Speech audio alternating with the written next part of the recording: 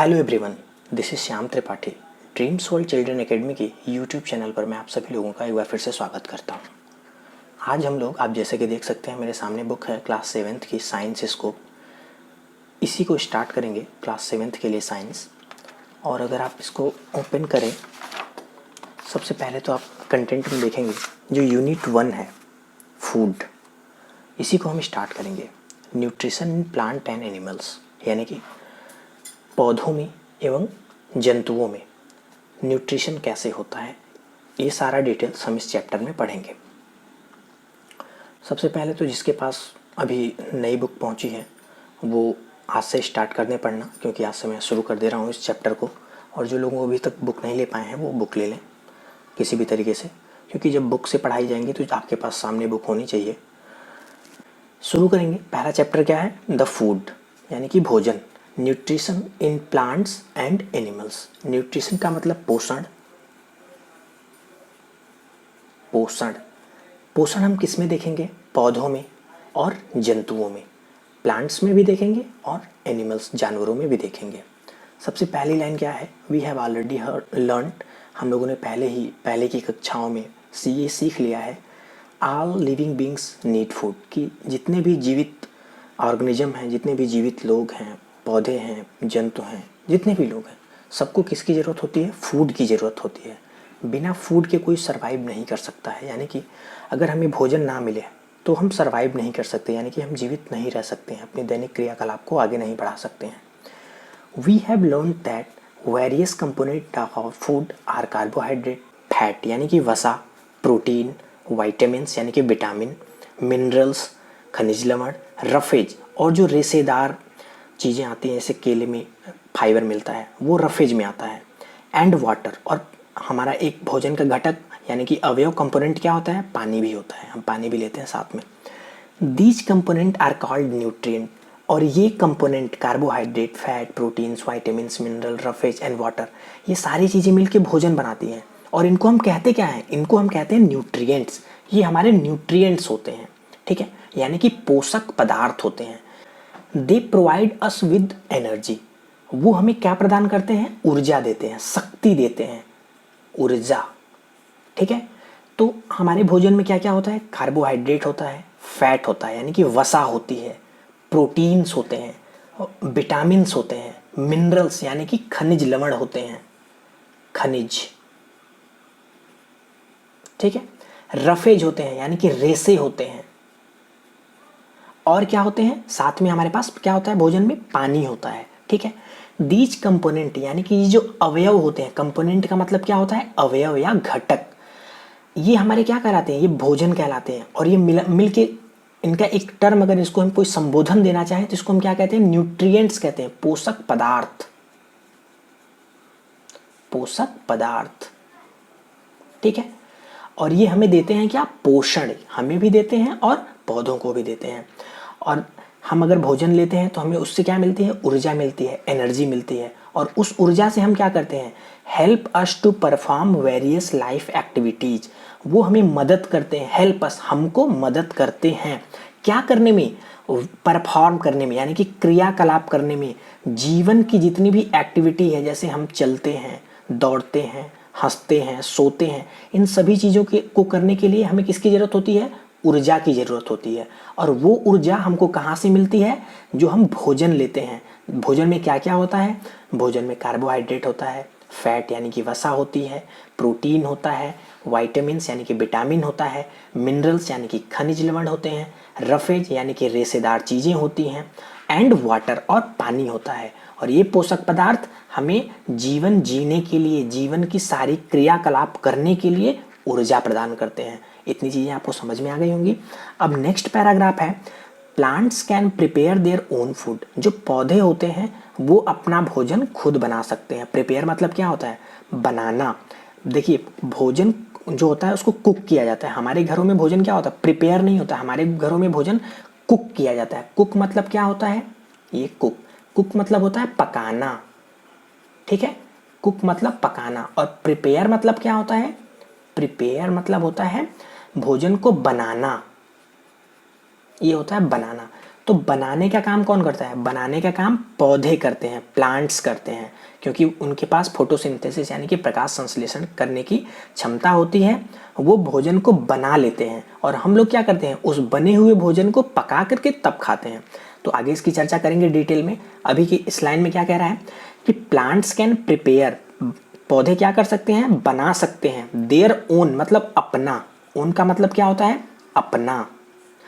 Plants can prepare their own food, पौधे अपना भोजन खुद बना सकते हैं। बट एनिमल्स, लेकिन जानवर एंड ह्यूमन बींग्स और हम इंसान कैन नॉट डू सो, ऐसा नहीं कर सकते हैं। क्या मतलब हुआ पूरी लाइन का?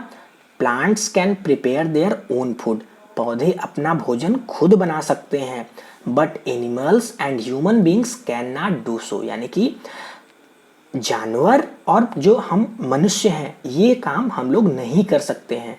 एंड ऑब्टेन यानी कि प्राप्त करते हैं। ऑब्टेन का मतलब क्या होता है, प्राप्त करना, प्राप्त करना। एंड ऑब्टेन फूड, भोजन, from plants or animals that eat plants. तो हम अपना भोजन अगर बना नहीं सकते तो हम भोजन कहाँ से लेते हैं? या तो हम पौधों से लेते हैं, फ्रॉम प्लांट्स पौधों से लेते हैं, या फ्रॉम एनिमल्स या फिर हम जानवरों से लेते हैं। और वो जानवर जो क्या करते हैं, ईट यानी कि खाते हैं, किसको? पौधों को खाते हैं। तो एक चीज़ आप समझ लीजिए, इस मोटा मोटा इस पैराग्राफ का मतलब ये हुआ कि हम जो भोजन करते हैं उसमें क्या क्या होता है? कार्बोहाइड्रेट होता है, फैट यानी कि वसा होती है, प्रोटीन होता है, विटामिन होता है, मिनरल यानी कि खनिज लवण होते हैं, रेशेदार चीज़ें होती हैं और पानी होता है। और इनको मिला करके हम क्या कहते हैं? न्यूट्रिएंट्स कहते हैं, या इसको हम पोषक पदार्थ कहते हैं। और इससे हमें क्या मिलती है? वो हमें क्या प्रोवाइड करते हैं? प्रोवाइड करना मतलब होता है देना। प्रोवाइड करना मतलब क्या होता है? देना। दे प्रोवाइड अस, वो हमको क्या देते हैं? एनर्जी यानी कि ऊर्जा देते हैं। ऊर्जा क्या होती है? ऊर्जा जिससे हमें कार्य करने की क्षमता प्राप्त होती है, जिससे हम कोई काम को कर सकते हैं, उसको हम एनर्जी या ऊर्जा कहते हैं। और वो ऊर्जा हमको मदद करती है क्या? परफॉर्म वेरियस लाइफ एक्टिविटीज, अपनी जिंदगी की, अपने जीवन की दैनिक दिनचर्या को करने के लिए शक्ति या ऊर्जा प्रदान करती है। प्लांट्स अपना भोजन खुद बना सकते हैं, लेकिन जानवर या इंसान अपना भोजन खुद बना नहीं सकते हैं। उनको भोजन कहाँ से मिलता है? वो या तो पौधों को खाते हैं या फिर ऐसे जंतुओं को खाते हैं जो प्लांट खाते हैं। तो इस तरीके से हम लोग किस पे डिपेंडेंट हैं? हम लोग किस पे निर्भर हैं? हम लोग डिपेंडेंट हैं इन प्लांट्स पे, या तो डायरेक्ट डिपेंडेंट है प्लांट को, जैसे हम सैलेड खाते हैं तो हम लोग डायरेक्टली डिपेंडेंट हुए। लेकिन अगर हम मीट खाते हैं, जैसे हैन खाते हैं या फिर गोट खाते हैं, तो ये सब क्या खाते हैं? ये सब तो इस प्लांट का कोई ना कोई घटक खाते हैं। तो इनको खाने के लिए हम इनडायरेक्टली फिर से प्लांट पे निर्भर हो गए। 10 इस प्रकार एनिमल्स एंड ह्यूमन डायरेक्टली और indirectly depend upon plants for food. तो इस लाइन में क्या कह रहा है? वही बात कही गई है कि इस तरीके से अगर आप देखें तो चाहे जानवर हो चाहे इंसान हो, वो या तो प्रत्यक्ष रूप से डायरेक्टली, डायरेक्ट का मतलब क्या होता है? प्रत्यक्ष, और इनडायरेक्ट का मतलब क्या होता है? अप्रत्यक्ष। डायरेक्ट का मतलब होता है प्रत्यक्ष, ठीक है। इनडायरेक्ट का मतलब अप्रत्यक्ष। डिपेंड मतलब क्या होता है? निर्भर, ठीक है। 10 मतलब इस प्रकार या इस प्रकार। 10 का मतलब होता है इस प्रकार। इस प्रकार एनिमल यानी कि जानवर, ह्यूमन मतलब इंसान, प्रत्यक्ष रूप से या अप्रत्यक्ष रूप से किस पे डिपेंड करते हैं? प्लांट पे। किसके लिए? भोजन के लिए। अपने भोजन के लिए हम इन पे डिपेंडेंट होते हैं, ठीक है। तो ये बात समझ में आ गई।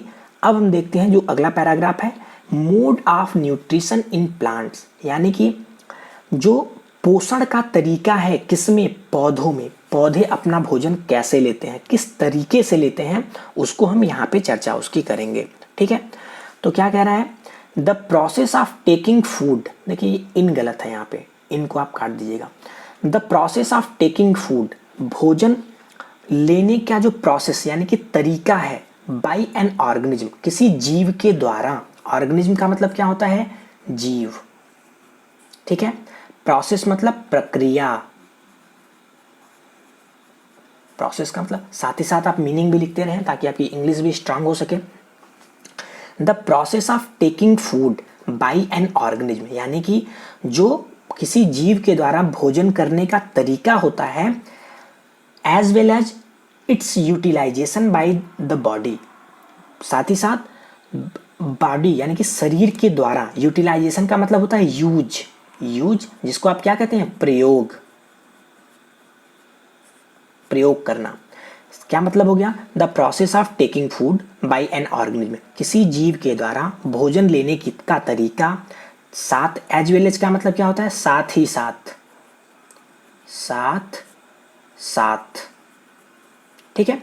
एज वेल एज का मतलब होता है साथ ही साथ। As its utilization by the body, और हमारी जो शरीर है उस जो हम भोजन करते हैं उसको किस तरीके से यूज करती है, किस तरीके से उसका प्रयोग करती है, इस बात को हम क्या कहते हैं, न्यूट्रिशन, हम उसको क्या कहते हैं, पोषण कहते हैं। यानी कि हमारी शरीर जो भोजन करती है तथा उसको पचाने के, पाचन क्रिया के बाद जो शरीर उसको अपने उपयोग में लेता है अपने कार्यों में, उसको हम क्या कहते हैं, नरिशमेंट कहते हैं, उसको हम क्या कहते हैं, पोषण कहते हैं, ठीक है। पोषण एक प्रक्रिया होती है, पूरा प्रोसेस होता है ये। ऑल लिविंग ऑर्गेनिज्म, जितने भी जीवित जीव हैं, लिविंग का मतलब क्या होता है, जीवित, यहां मैं लिख दे रहा हूं